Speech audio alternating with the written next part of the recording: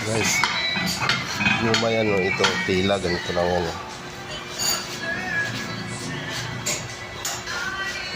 Guman tinunaw. Yung tinunaw na guma. Pinapahid.